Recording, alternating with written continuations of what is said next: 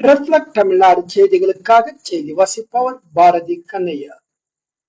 தென்பெண்ணை ஆற்றுக்கு தமிழக அரசின் முடிவு ஆணையம் அமைக்க வேண்டும் என்பது எங்களின் முழு எதிர்பார்ப்பு. கர்நாடகாவிடம் பேச்சுவார்த்தை மூலம் தீர்வு என்பது ஏற்பட வாய்ப்பில்லை. அதிமுகவின் எடப்பாடி பழனிசாமி தான் நாடகம் நடத்துகிறார். கனிம வள கொள்ளை என்பது கடந்த ஆட்சியில் நடந்துள்ளது. அது தற்போது நீதிமன்றத்தில் விசாரணைக்கு வந்துள்ளது. வரவேற்கத்தக்கது. கிளித்தான் பட்டறையில் நீர்வளத்துறை அமைச்சர் துரைமுருகன் பேட்டி. வேலூர் மாவட்டம் காட்பாடி தொகுதியில் அரக்கோணம் நாடாளுமன்ற உறுப்பினர் ஜெகத் ரட்சகன் வெற்றி பெற்றதை அடுத்து கிளித்தான் பட்டறை பகுதியில் வாக்காளர்களுக்கு நன்றி கூறினார். இதில் சட்டமன்ற உறுப்பினர்கள் நந்தகுமார், கார்த்திகேயன், பகுதி பொறுப்பாளர் விநாயகம் உள்ளிட்ட பலர் கலந்து கொண்டனர்.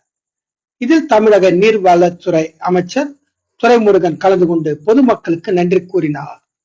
இதில் திரளான பொதுமக்கள் கலந்து கொண்டனர். பின்னர் நீர்வளத்துறை அமைச்சர் துரைமுருகன் செய்தியாளர்களிடம் கூறுகையில், தென்பெண்ணை குறித்து உச்சநீதிமன்றத்தில் வழக்கு தொடர்ந்துள்ளோம்.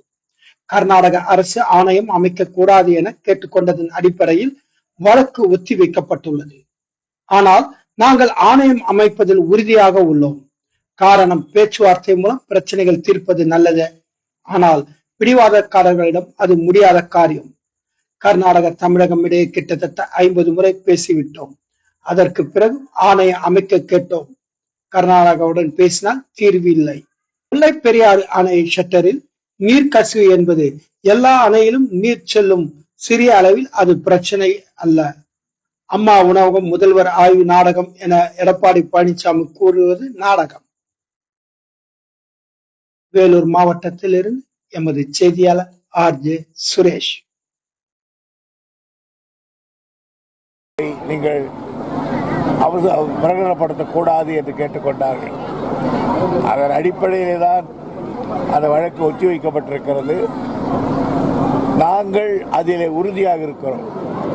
காரணம், பேச்சுவார்த்தை மூலம் பிரச்சனைகளை தீர்ப்பது நல்ல திட்டம்தான்.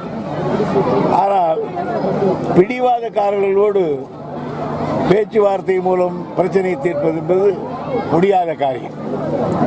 கர்நாடகா மாநிலத்தோடு கிட்டத்தட்ட ஒரு 50 முறை முதலமைச்சர்கள் இடையே அங்க இருக்கிற பொதுப்பணித்துறை, இங்க இருக்கிற பொதுப்பணித்துறை அமைச்சர்களிடையே, அதிகாரிகளிடையே இப்படி பல முறை பேசி ஆகிவிட்டது. அதற்கு பிறகுதான் நாங்கள்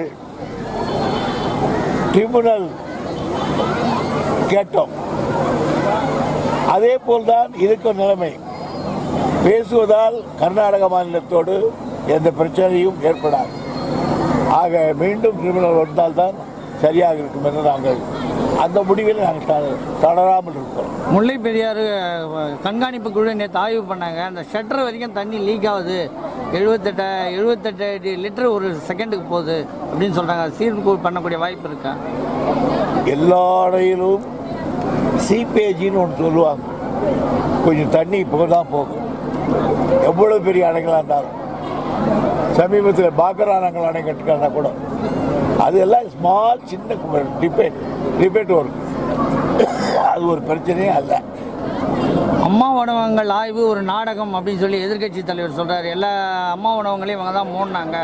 இவர் நேற்று முதல்வர் போய் பார்த்து ஆய்வு பண்ணது ஒரு நாடகம் தான் அப்படின்னு சொல்றாரு. அதை பற்றி நாடகம்னா என்ன? எடப்பாடிக்கு தெரியுங்களா நாடகம்னா என்ன? அது என்னன்னு கேட்டீங்கன்னா, இப்போ அவங்க கட்சிகளில் நடக்குது, அதுதான் நாடகம். ஒரு ஸ்ரீ பார்ட்டி புதுசாக வந்தது,